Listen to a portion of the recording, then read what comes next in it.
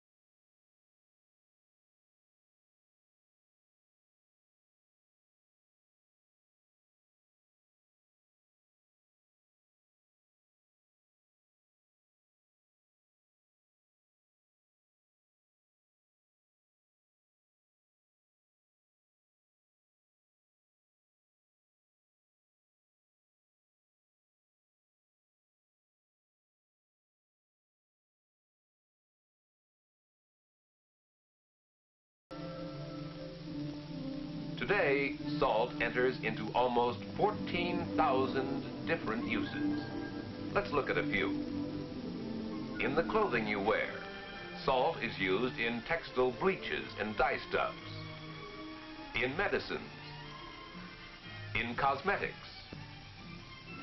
in nylons, in leather, in plastics, newspapers, in matches, ceramic glazes, tobacco, in photography.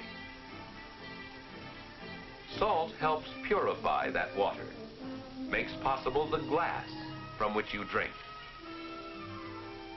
Salt is used in paints and lacquers, in tires, gasoline, in alloys and bath solutions to obtain lighter and stronger metals, on land and in the sky, in munitions for the defense of America. Salt is in that smoke screen. And here too, salt in tablet form helps these troops avoid heat exhaustion and prostration. Salt. How commonplace it seems. And yet, these tiny white grains represent a fundamental necessity of our existence.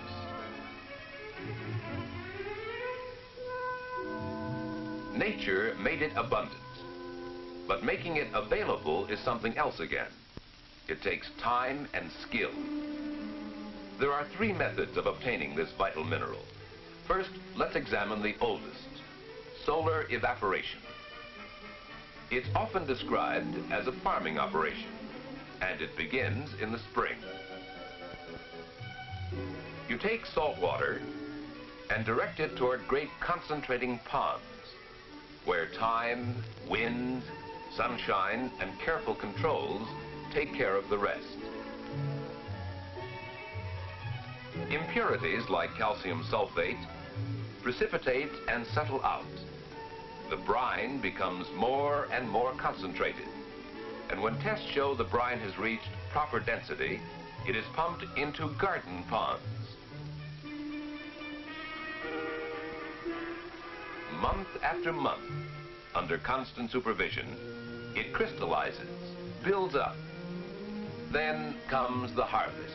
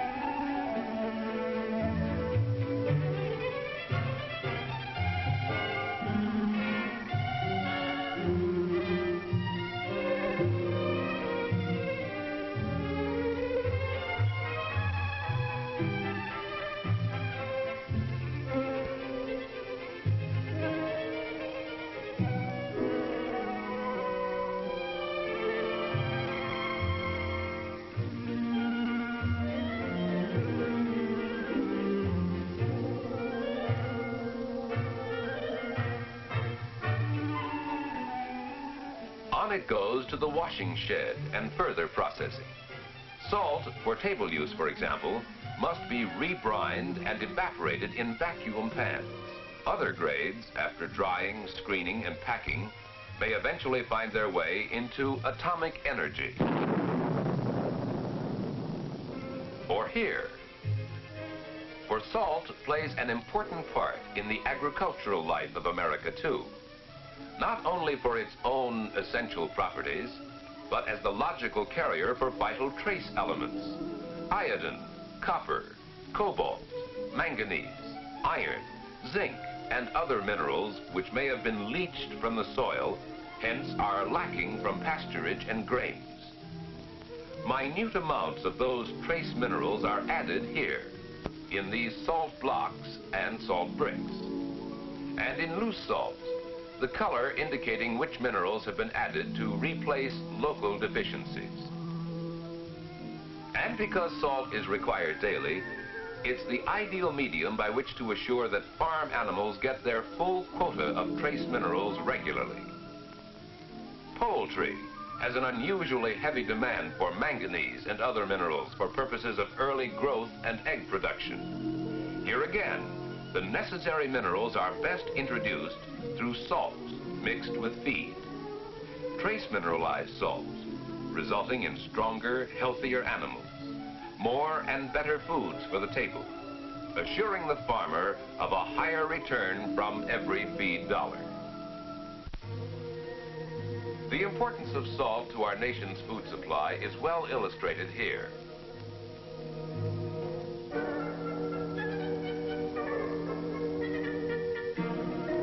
There is salt for baking. A well-stocked cupboard, wouldn't you say? But take away those products that require salt, and let's see what would remain.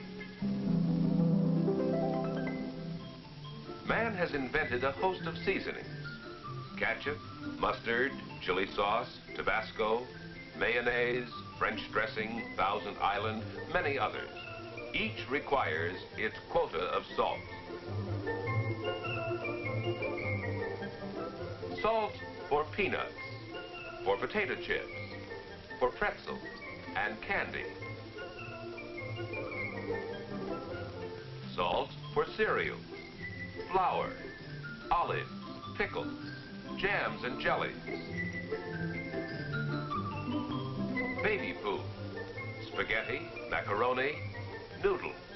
Salt for Rover's biscuits, and salt for food canning.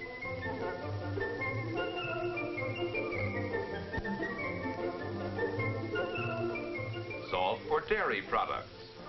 And since poultry and livestock need their quota of salt regularly, salt for the fisheries, salt for the meat packers. Salt goes into the making of plastics and aluminum foil too, paper cartons, glass. And since it entered into the manufacture of the refrigerator itself,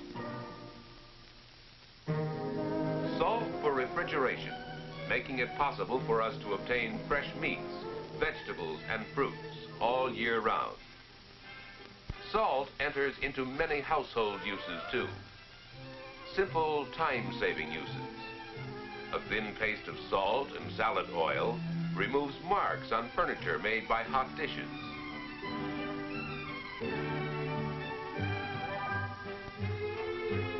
When enamel turns yellow, a solution of salt and turpentine rubbed on restores whiteness.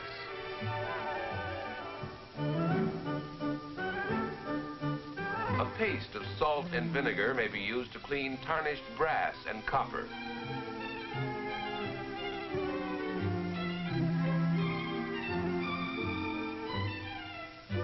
Sprinkling salt on carpets and rugs not only helps destroy moths, but brightens the colors as it cleans. Clothespins will not stick to clothes in cold weather if they are soaked in brine for a few hours.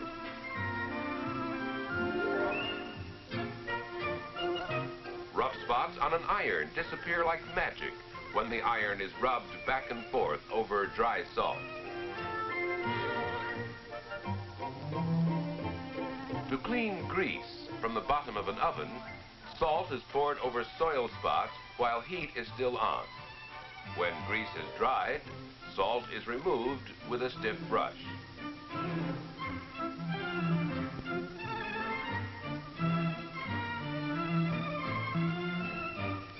Ordinary table salt may be used as a decorative aid too in arranging artificial flowers. First, salt is poured into the vase, then cold water. When the salt dries, it solidifies and holds the flowers in a permanent arrangement.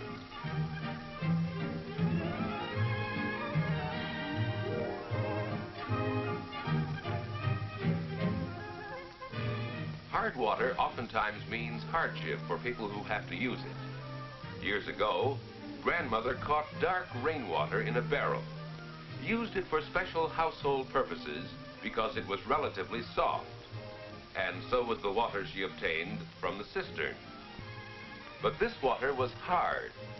It came from the well, and that made all the difference. As rainwater falls toward earth, it picks up some carbon minerals and other impurities that turn it to a dark color when collected, in grandmother's rain barrel, for example. However, it is still soft water. But what happens to this soft rainwater when it reaches the earth? It seeps through the ground or runs off into streams and rivers, and in doing so picks up calcium, magnesium, and perhaps iron and manganese, earth minerals that make it hard. These minerals tend to solidify under heat and form a scale on any vessel containing water, be it in the tea kettle or in the steam boiler of a modern factory. This scale decreases the efficiency of the boiler and must be removed or prevented.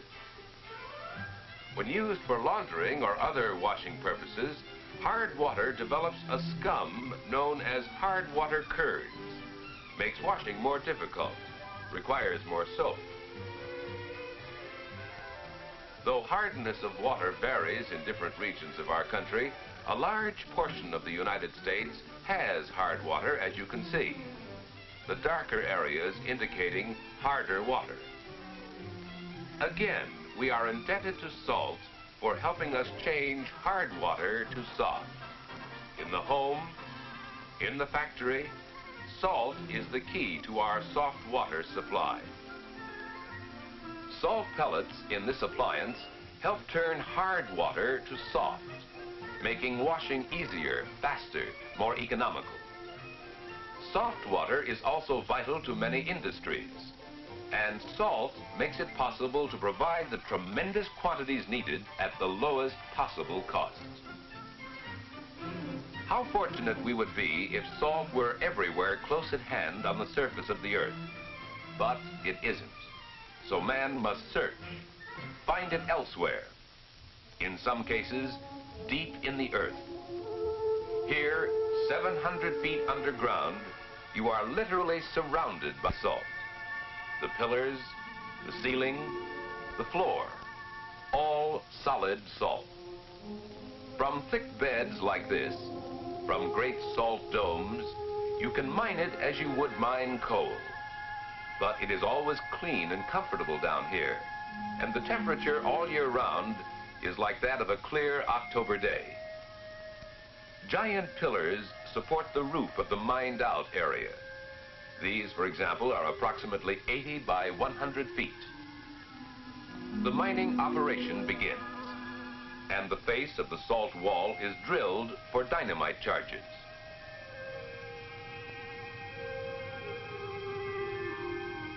The undercutting machine now moves in, cuts a gap across the bottom of the section that is to be mined. Blasting powder is now tamped into the drilled holes and prepared for firing.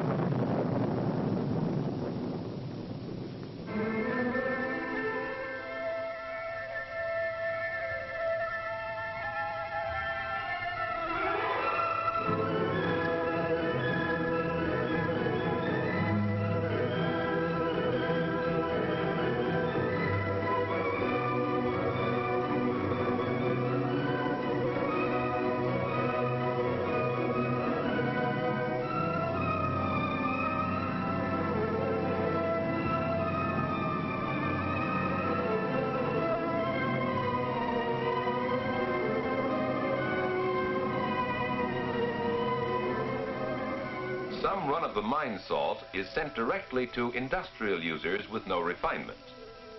For other uses, it must go through further processing steps, some simple, some complex, before it is ready to be shipped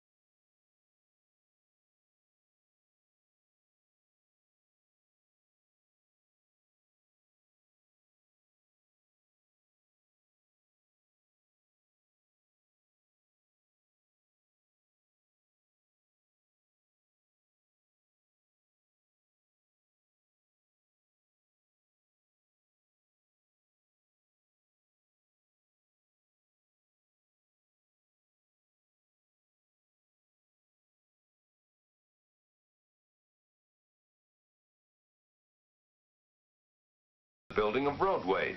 It serves in a number of soil stabilization uses. Let's see just how. The soil in each of these containers is exactly the same, with one exception. Salt has been added to this one. Salt binds the soil, furnishes an excellent subbase for concrete and asphalt highways and city streets, produces better, harder, longer-lasting rural roads at less cost per taxpayer dollar. Now you begin to understand why methods and machines are constantly being improved and extended to keep pace with the constantly increasing demand for more and more of this vital commodity. The third method developed for salt recovery is drilling. By a stretch of the imagination, you might describe this hydraulic process as mining. To protect the free-running qualities, to assist in preventing the loss of iodine, each can is made up of several plies of paper with an asphalt impregnation between. In addition, the label has been lacquered so that it too will form a moisture barrier.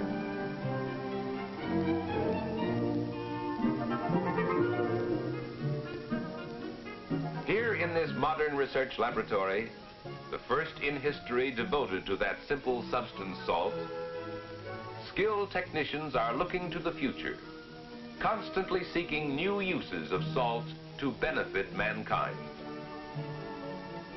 Salt, from tiny soft water pellets to 100-pound bags, made in 100 different kinds and grades, serving agriculture, serving the rolling wheels of transportation, the food industry, salt for canning, salt for the fisheries, salt for the meat packers, salt for home meat curing, and for many household uses. Salt, the pure white crystals of sodium chloride, serving the wonderful world of chemistry. Without this essential mineral, such vital and useful products as these would not be possible. Synthetic rubber, plastics, textile bleaches and dye stuffs, pharmaceuticals, cosmetics, paints and varnishes, insecticides, fire extinguishing fluids, glass. Salt, strategic material, vital to our national defense. A compound of sodium and lead, for example, becomes part of the tetraethyl lead so important to high-octane aviation gasoline. Sodium from salt helps obtain lighter, stronger metals. Gears of military machinery undergo terrific strain.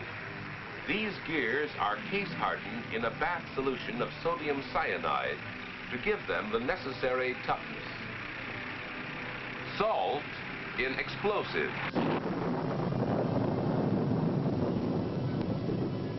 Salt essential in munitions.